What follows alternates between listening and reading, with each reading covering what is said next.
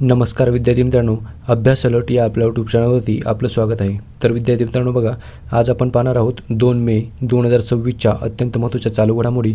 तर व्हिडिओ पहिल्यापासून शेवटपर्यंत पाहण्याचा प्रयत्न करा. अतिशय महत्त्वाचे आणि निवडक प्रश्न असणार आहेत, जे की तुम्हाला कोणत्याही स्पर्धा परीक्षेमध्ये डायरेक्ट विचारले जाऊ शकतात. तर विद्यार्थी मित्रांनो बघा, आजचा प्रश्न क्रमांक 1 आहे, दिल्ली मेट्रो इंटरनॅशनलचे पहिले CEO कोण बनले आहेत? तर विद्यार्थी मित्रांनो बघा, अतिशय महत्त्वाचा प्रश्न आहे. तर बघा, दिल्ली मेट्रो इंटरनॅशनलचे पहिले CEO बनलेले आहेत बघा, संजय जामवार. तर बघा, संजय जामवार हे दिल्ली मेट्रो इंटरनॅशनलचे पहिलेच CEO बनलेले आहेत. ओके, त्यामुळेच प्रश्न महत्त्वाचा आहे विद्यार्थी मित्रांनो. चला बघूयात आपण विद्यार्थी मित्रांनो याबद्दल.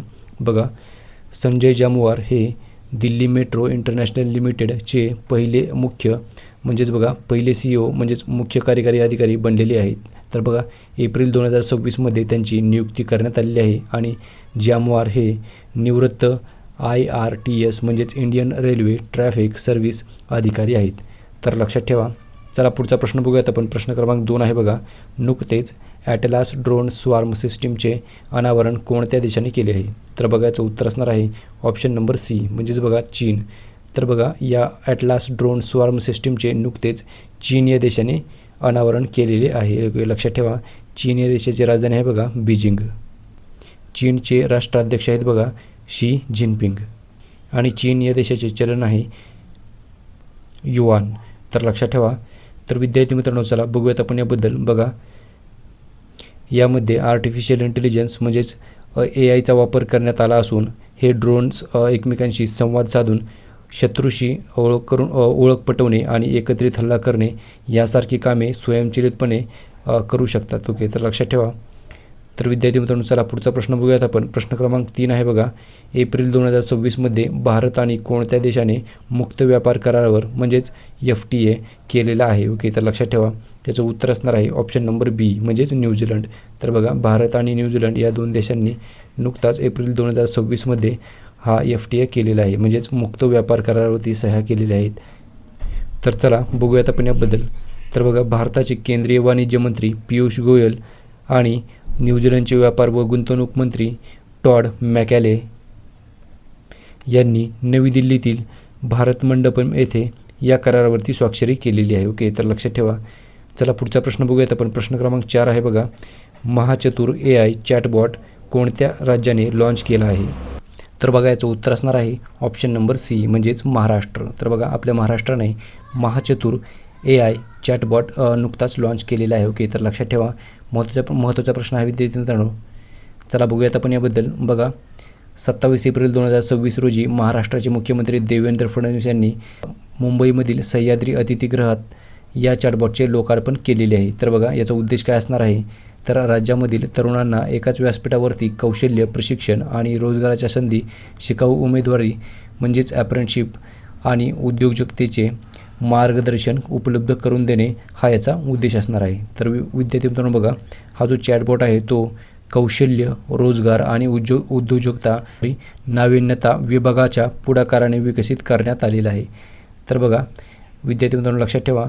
तर हा जो चॅटबॉट आहे तो शिकाऊ उमेदवारांसाठी नोंदणी प्रक्रिया जी पूर्वी 2 ते 3 दिवस लागायचे म्हणजेच नोंदणी करण्यासाठी 2 ते 3 दिवस लागायचे, आता ती चॅटबॉटमुळे अवघ्या 15 मिनिटांमध्ये पूर्ण होणार आहे. ओके, तर लक्षात ठेवा. बघा, विशेष म्हणजे असा उपक्रम राबवणारे महाराष्ट्र हे देशामधील म्हणजेच भारतामधील पहिलेच राज्य ठरलेले आहे. ओके, तर लक्षात ठेवा. त्यामुळेच प्रश्न महत्त्वाचा विद्यार्थी मित्रांनो. चला पुढचा प्रश्न बघूयात आपण. प्रश्न क्रमांक 5 आहे बघा, ISSF ज्युनियर विश्वचषक 2026मध्ये कोणत्या देशाने पदक तालिकेमध्ये पहिले स्थान मिळवले आहे? तर बघा, यामध्ये भारत या देशाने म्हणजेच आपल्या भारताने या खेळांमध्ये पहिले स्थान मिळवलेले आहे. ओके, तर लक्षात ठेवा. प्रश्न महत्त्वाचा विद्यार्थी मित्रांनो. चला बघूयात आपण याबद्दल. बघा, कैरो म्हणजेच बघा इजिप्त या देशाची राजधानी आहे कैरो आणि कैरो या शहरामध्ये नुकतेच पार पडलेल्या स्पर्धेमध्ये भारताने एकूण 16 पदके जिंकून अव्वल स्थान पटकावलेले आहे. तर बघा, यामध्ये 5 सुवर्णपदके जिंकले आहेत, 6 सिल्वर म्हणजेच रौप्य पदके आणि कांस्य पदके 5 जिंकलेले आहेत. तर एकूण 16 पदके अशी जिंकलेली आहेत भारताने. आणि बघा, भारताने 71 नेमबाजांचा सर्वात मोठा संघ या स्पर्धेमध्ये उतरवला होता.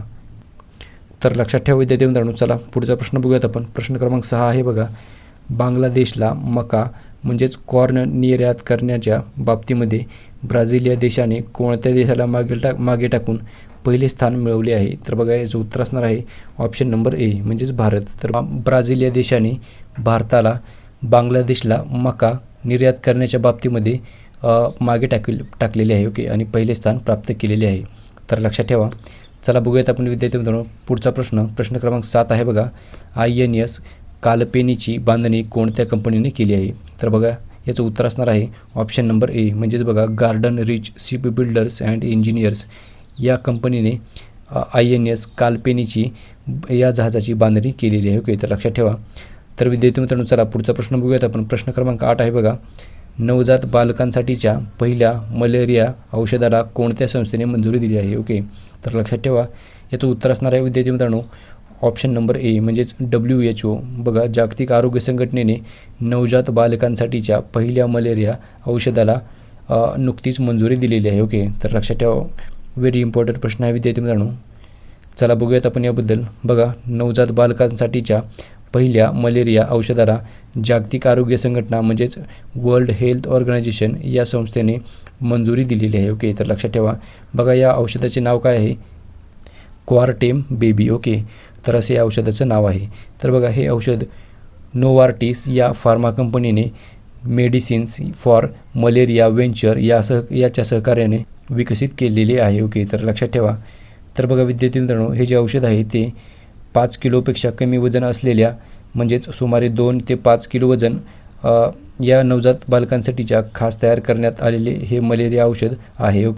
म्हणजेच बघा 5 किलोपेक्षा कमी विशेषतः सुमारे 2 ते 5 किलो या दरम्यान नवजात बालकांसाठी हे औषध नुकतेच तयार करण्यात आलेले आहे. ओके, तर बघा आत्तापर्यंत नवजात बालकांसाठी स्वतंत्र औषध नसल्यामुळे त्यांना मोठ्या मुलांची औषधे दिली जात होती ज्यामुळे ओव्हरडोस किंवा टॉक्सिसिटीचा धोका असायचा. ओके, तर लक्षात ठेवा. तर चला विद्यार्थी मित्रांनो बघा पुढचा प्रश्न बघूयात आपण. बघा प्रश्न क्रमांक 9 आहे. जोनागिरी गोल्ड प्रोजेक्ट ही भारतीय स्वातंत्र्यानंतरची पहिली मोठी खाजगी क्षेत्रामधील सोन्याची खाण कोणत्या राज्यामध्ये सुरू केली आहे? ओके, तर बघा याचं उत्तर असणार आहे ऑप्शन नंबर डी म्हणजेच आंध्र प्रदेश. तरी आंध्र प्रदेश या राज्याची राजधानी आहे बघा अमरावती. आंध्र प्रदेशचे मुख्यमंत्री आहेत चंद्राबाबू नायडू. बघा पुढचा प्रश्न बघूयात आपण विद्यार्थी मित्रांनो. चला प्रश्न क्रमांक 10 आहे बघा. विक्रम सोधी सेंटर ऑफ एक्सलन्सची स्थापना कोणत्या संस्थेने केली आहे? तर बघा IIT खरगपूर असं याचं उत्तर असणार आहे. तर IIT खरगपूर या संस्थेने विक्रम सोधी सेंटर ऑफ एक्सलन्सची स्थापना केलेली आहे. ओके, तर लक्षात ठेवा विद्यार्थी मित्रांनो. चला बघूयात आपण याबद्दल. बघा याचा उद्देश काय असणार आहे या स्थापनेमागचा? तर बघा केंद्र प्रामुख्याने म्हणजेच हे जे केंद्र आहे ते प्रामुख्याने इनोव्हेशन संशोधन आणि क्रीडा तंत्रज्ञान या क्षेत्रामधील प्रगतीसाठी समर्पित केलेले आहे. ओके, म्हणजेच प्रामुख्याने इनोव्हेशन संशोधन आणि क्रीडा तंत्रज्ञान या क्षेत्रामधील प्रगतीसाठी ते बांधण्यात आलेले आहे. तर विद्यार्थी मित्रांनो लक्षात ठेवा. तर विद्यार्थी मित्रांनो आजच्या दिवसाचे जे करंट अफेअर्सचे प्रश्न होते ते सर्व आपण कवर केलेले आहेत आणि तुम्हाला व्हिडिओ कसा वाटला हे नक्की कमेंट करून सांगा. चला तर मग भेटूयात आपण उद्या. धन्यवाद.